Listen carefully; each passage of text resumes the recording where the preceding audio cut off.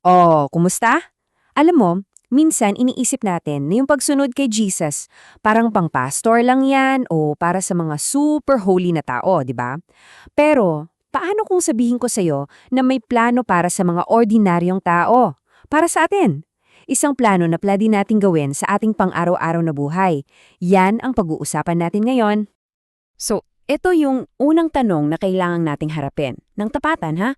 Yung pananampalataya ba natin na-stock na lang ba sa loob ng simbahan? Yung tipong ang galing-galing natin sa Sunday, pero pagdating ng Lunes parang back to normal?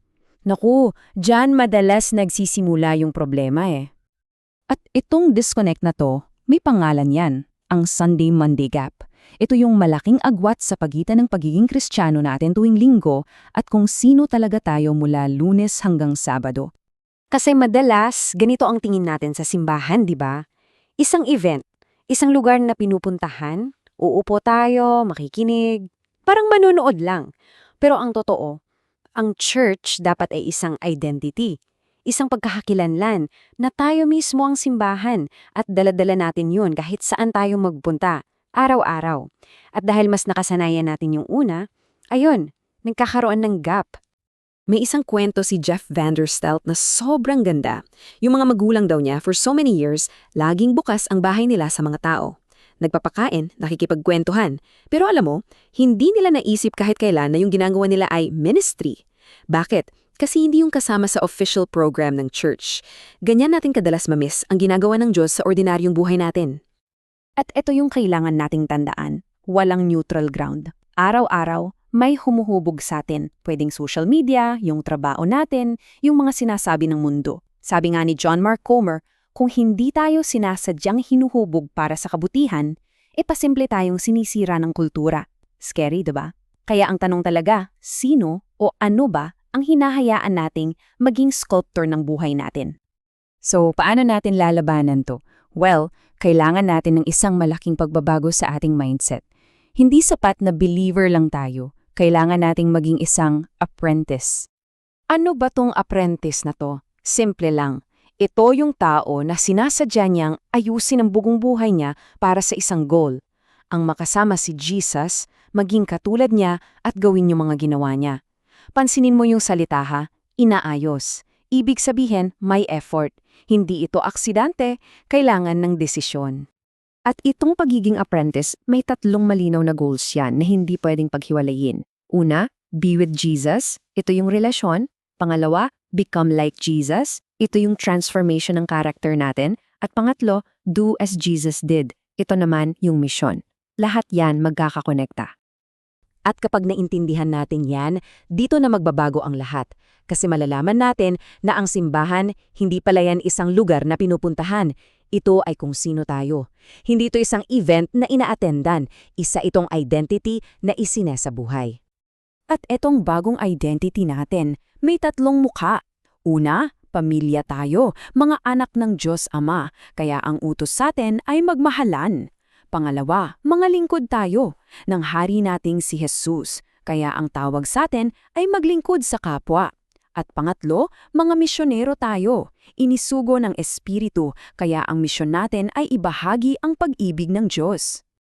Okay, ang ganda pakinggan ng lahat ng yan, di ba? Pero ang tanong, paano? Paano natin gagawin to sa totoong buhay?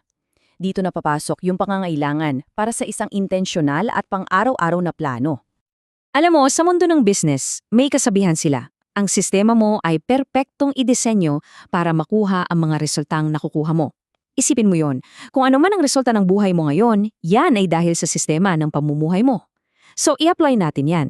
Kung pakiramdam mo ang layo mo sa Diyos, baka hindi yung effort mo ang kulang. Baka yung sistema ng buhay mo ang kailangang ayusin. At alam mo kung ano ang unang-unang hakbang? Ito baka magulat ka.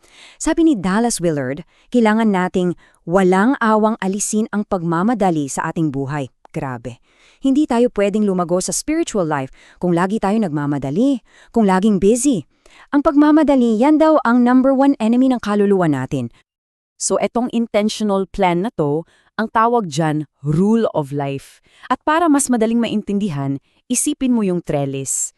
Yung parang bakod na kinakapitan ng mga halaman para tumubo pataas, ganun yon.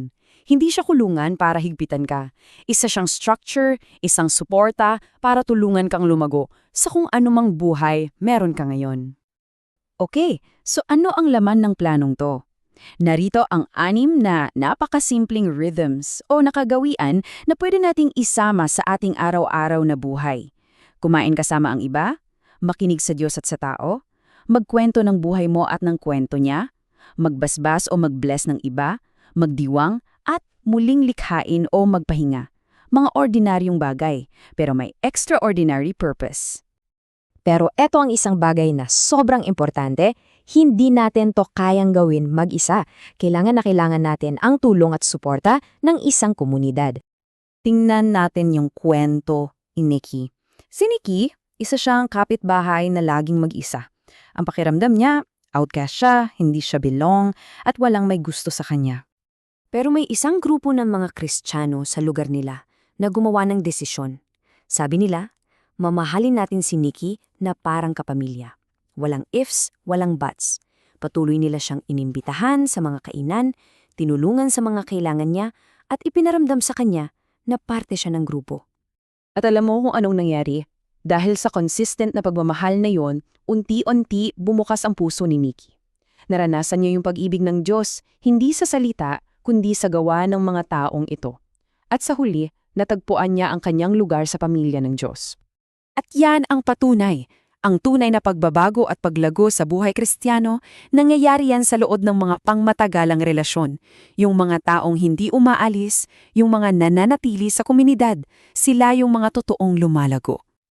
At dito na tayo sa huling punto, na parang buod na rin ang lahat. Ang mismong buhay mo, yun ang programa. May isa pang kwento tungkol sa isang lalaking pangalan ay Greg na invite siya sa isang poker party ng mga Kristiyano.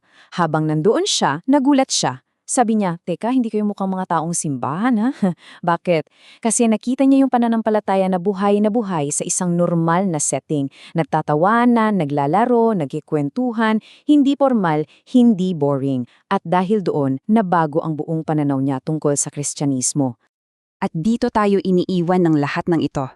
Sabi nga ulit ni Dallas Willard, marahil ang pinakamalaking issue sa mundo ngayon ay hindi kung may mga Kristiyano, kundi kung tayong mga tinatawag na Kristiyano ay magiging mga tunay na disipulo, mga apprentice ni Jesus.